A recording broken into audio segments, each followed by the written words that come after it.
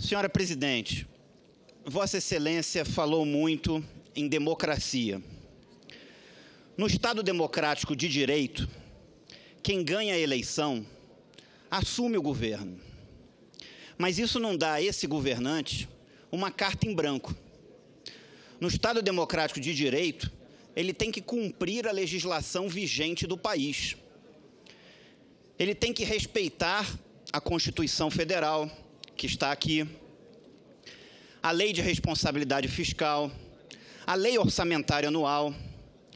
Eu não posso concordar ou aceitar que seja tratado como coisa menor o descumprimento da legislação vigente no país pela Presidência da República e o descumprimento da Lei de Responsabilidade Fiscal, da Lei Orçamentária Anual.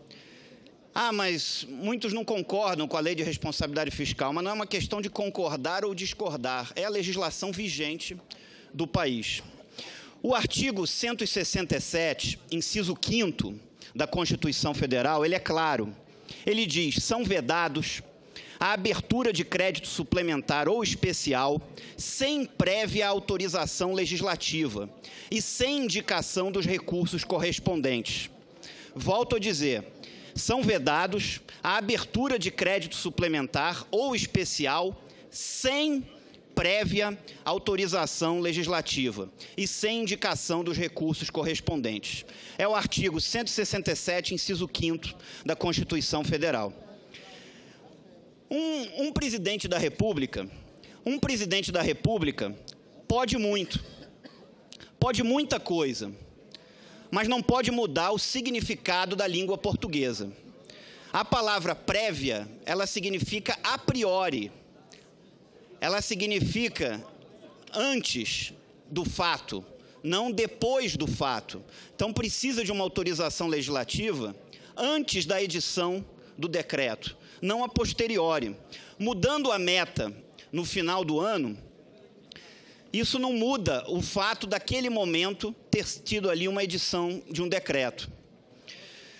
E um decreto, alguns decretos que foram feitos sem conformidade com a meta. Mas a defesa colocou, se mudar a meta no fim do ano, aquilo passa a estar legalizado, legitimado. Ora, então, para que ter meta fiscal na Lei de Diretrizes Orçamentárias? Porque o fato de na LDO ter meta fiscal, ter uma meta fiscal, é que ela precisa ser cumprida. Senão, não precisava ter meta fiscal. Porque se chegar no fim do ano e não se cumpre a meta, então chega ali, vê qual é o resultado fiscal e coloca o resultado fiscal. Não precisa ter uma meta fiscal a priori. Então, se existe a meta, ela consta da LDO, que é uma lei, essa meta precisa ser cumprida. Não é sério isso de chegar todo final do ano e aí se mudar a meta. E eu posso dizer que eu votei contra esse PLN 5, que alterou a meta fiscal. Como senador no ano passado, fizeram até um acordo do governo com uma parte da oposição, mas eu votei contra, porque eu penso que meta é para ser cumprida. E a lei de responsabilidade fiscal precisa ser cumprida. Um governo não pode gastar mais do que arrecada. Ou seja, se mudou uma meta de um superávit de 55,3 bilhões de reais para um déficit de 119,9 bilhões de reais. Uma diferença de 175 bilhões de reais do dinheiro do contribuinte brasileiro. E é esse que eu represento aqui no meu mandato. Eu vi aqui alguns falarem com relação ao governo interino. Eu não faço parte da base do governo interino. Eu não votei em Vossa Excelência, nem no vice-presidente. Não tive cargos no governo de Vossa Excelência e não tenho cargos no governo atual. Não fui base de Vossa Excelência, nem sou base do governo interino. Eu sou base da sociedade, do que eu acho que é justo, do que eu acho que é certo. Não sou dono da verdade, mas tento fazer o melhor pensando naquele que eu represento aqui nessa casa. Diante disso, eu queria fazer duas perguntas objetivas para Vossa Excelência. A primeira, Vossa Excelência, ao assinar esses decretos, Vossa Excelência sabia o que Vossa Excelência estava fazendo? Vossa Excelência conclui, por favor. Vossa Excelência tinha consciência do que estava assinando ou assinou sem saber? E assim, o segundo questionamento: pode um presidente da República, qualquer que seja ele, desrespeitar a Constituição Federal, a lei maior do país? E se pode, como exigir que um cidadão comum tenha que cumprir as demais leis do país? Obrigado. Senhora Presidente, com a palavra. Obrigado pela pergunta, senador Regufe. Senador Regufe, ninguém pode descumprir a Constituição do país, muito menos um presidente da República. E também nenhum senador da República pode fazê-lo. Nenhum de nós pode descumprir a Constituição. É ela que garante que nós tenhamos uma vida democrática e, ao mesmo tempo, civilizada. De fato, senador, o artigo 167, inciso 5º, veda, sem prévia, e o senhor chamou muito bem a atenção, autorização legislativa, a abertura de quaisquer créditos adicionais suplementares. Ele veda, é proibido sem prévia autorização legislativa. Ocorre, senador, que a cada ano o Congresso aprova uma lei orçamentária. Essa lei orçamentária diz o seguinte: ela, no seu artigo 4, diz: fica autorizada a abertura de créditos suplementares, restrito aos valores constantes desta lei, excluídas alterações decorrentes de créditos adicionais, desde que as alterações promovidas na programação orçamentária sejam compatíveis com a obtenção da meta de resultado primário. Portanto, ela autoriza a abertura. Nesta lei, tem precisamente 29 incisos, em média 3 alíneas por inciso. Ela autoriza, então, a abertura de certos créditos suplementares, que a cada ano o legislador, o deputado e o senador definem quais são. E, ao mesmo tempo, remetem esse controle para a LRF, a Lei de Responsabilidade Fiscal, que eu considero, senador, a grande peça para assegurar que a Constituição seja cumprida. Então, o que acontece com essa lei orçamentária, essa de 2015? Ela estipula aonde o Executivo, em que lugar o Executivo pode abrir créditos suplementares. E diz o seguinte, esta lei, que ele pode abrir em um desses 29 incisos, ou em 3, ou em 4, ou em 5, e isso tem de respeitar um limite, que também a lei orçamentária define. Por exemplo, no caso da educação, esse limite é o seguinte: dado que a educação tem para gastar, pode suplementar até 100% da dotação específica. Aonde estão essas dotações, senador? É interessante que os 3 decretos de crédito suplementar abrangiam as seguintes questões: 71,8% dos recursos destes decretos destinavam-se ao MEC, que as utilizou principalmente para aplicação do Enem a cerca de 9,2 milhões de participantes e do ENAD a cerca de 500 mil participantes. 2, eu vou dar algumas. Continuidade da implantação das universidades federais, UNILA, Unifespa, Sul e Sudeste do Pará, e a UFCA, do Cariri. Manutenção das universidades federais e dos IFETs. funcionamento e gestão dos hospitais universitários federais, Bolsa Assistente Estudantil das universidades federais. Os demais 17% foram destinados para vários ministérios.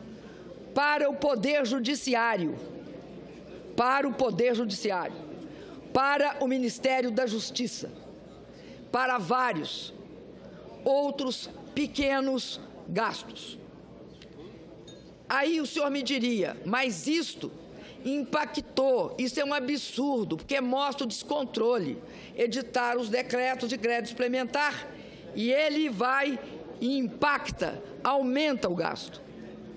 Não, senador, porque esse artigo 4 submete qualquer abertura de crédito suplementar neste país a ser, desde que compatível com a obtenção da meta de resultado primário. Quem é que assegura a obtenção da meta de resultado primário pela Lei de Responsabilidade Fiscal? Os decretos de contingenciamento.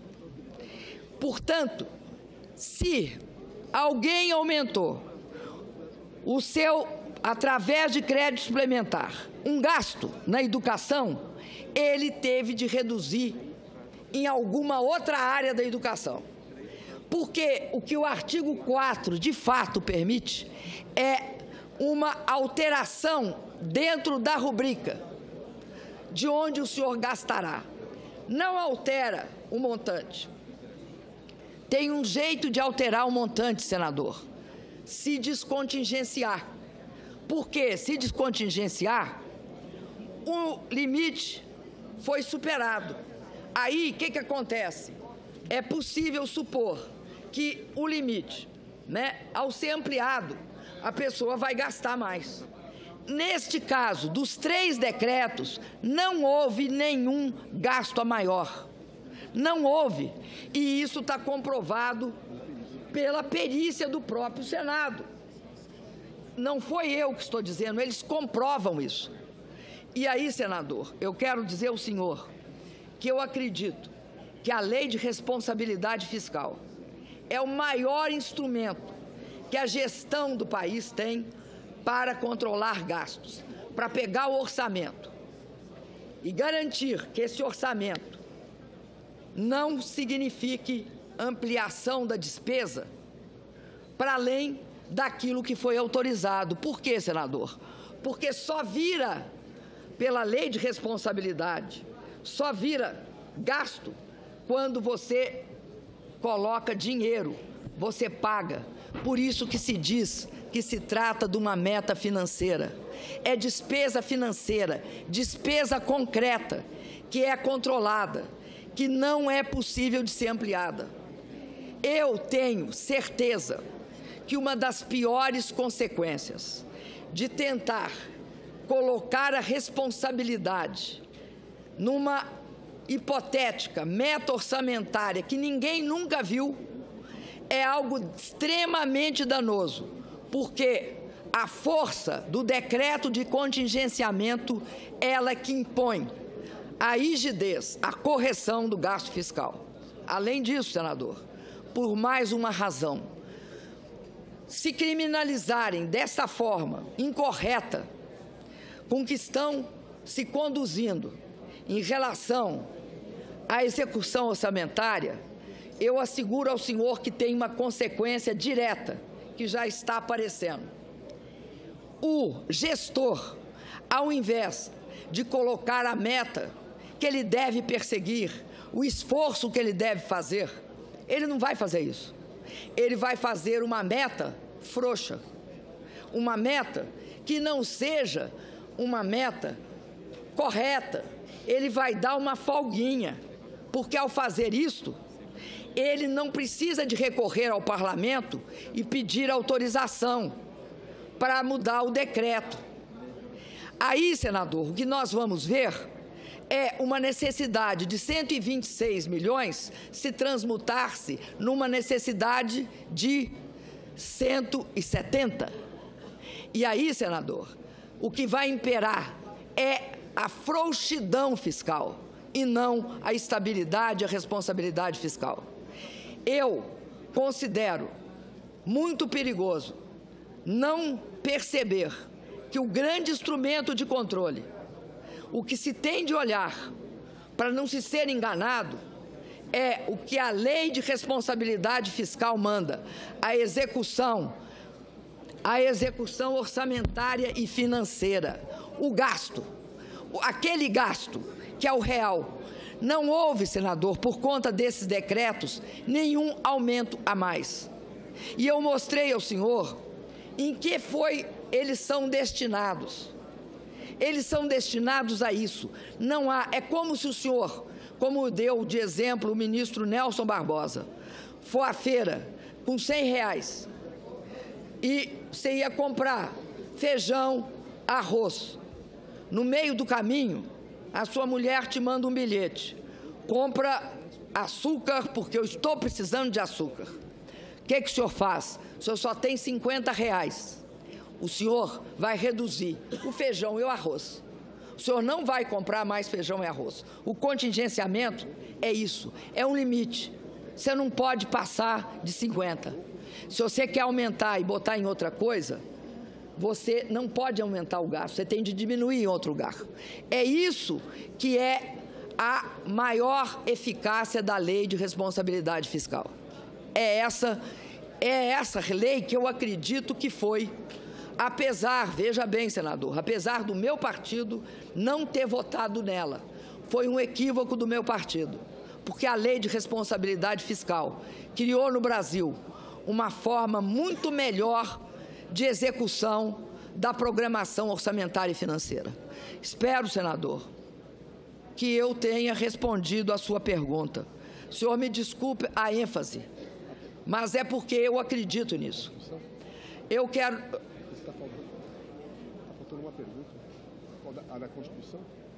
Me desculpa, senador, o senhor podia repetir, pedir ao ministro Lewandowski que a falha foi minha? Pois não. Eu queria apenas pedir aos ilustres convidados, servidores e demais que se encontram no plenário, que, por gentileza, façam o máximo de silêncio possível, porque o som reverbera muito aqui e a senhora presidente está tendo que alterar o tom de voz cada vez mais. Todos estão percebendo que Sua Excelência está ficando rouca, inclusive. Então, eu peço o máximo de colaboração, mais um pouco de esforço. Eu concedo novamente a palavra ao eminente senador Regufe para que complete a sua questão rapidamente, para que a senhora presidente possa responder. Não tem direito à réplica, só para repetir a primeira pergunta objetiva que eu fiz. Que Vossa Excelência assinou esses decretos sabendo o que estava fazendo, tendo consciência do que estava assinando, ou assinou sem saber? O processo de assinatura de atos da Presidência da República, que são inúmeros, milhares, passa, no caso das questões fiscais, por o que eles chamam de parametrização do processo. O que é isso? Eles criam uma espécie de protocolo, vou tentar explicar assim, que é como eu entendo. Eu não sou especialista na área, mas é isso. Parametriza. Então, vai passando pelos órgãos jurídicos e técnicos, tanto do Ministério Setorial, como do Ministério do Planejamento e do Ministério da Fazenda. E aí chega aonde? Na subchefia da Casa Civil da Presidência da República e na Secretaria de Assuntos Governamentais, a subchefia de Assuntos Governamentais. E nessas duas áreas se olha novamente a compatibilidade, a legalidade e a ocorrência de qualquer irregularidade. Todos os decretos chegaram para mim, senador, com pareceres indicando a absoluta concordância desses decretos com a lei. Eu não assino decretos, e todos aqueles que me assessoram sabem que eu sou extremamente exigente nessa parte. Eu não assino decretos que não têm esses pareceres. Eu não assino decretos, senador, que eu não tenha a certeza que as áreas técnicas que asseguram o funcionamento do governo não deram de forma clara, de forma explícita, sua concordância. E quero sinalizar o seguinte: esses decretos, eles vêm de baixo para cima, eles não vão de cima para baixo, eles vêm das diferentes áreas técnicas. Então, eles vão passando pela possibilidade do contraditório entre as diferentes áreas técnicas, até que chega na Casa Civil, e aí a Casa Civil faz uma avaliação detalhada de cada um deles, da sua compatibilidade legal e da sua compatibilidade com outras normas. É assim que acontece. Então, a resposta, senador, eu os assinei. E no momento em que eu fiz, todos julgavam que eram decretos absolutamente corretos. Por isso, eu assinei. E não só eu que digo isso, a própria perícia do Senado diz isso.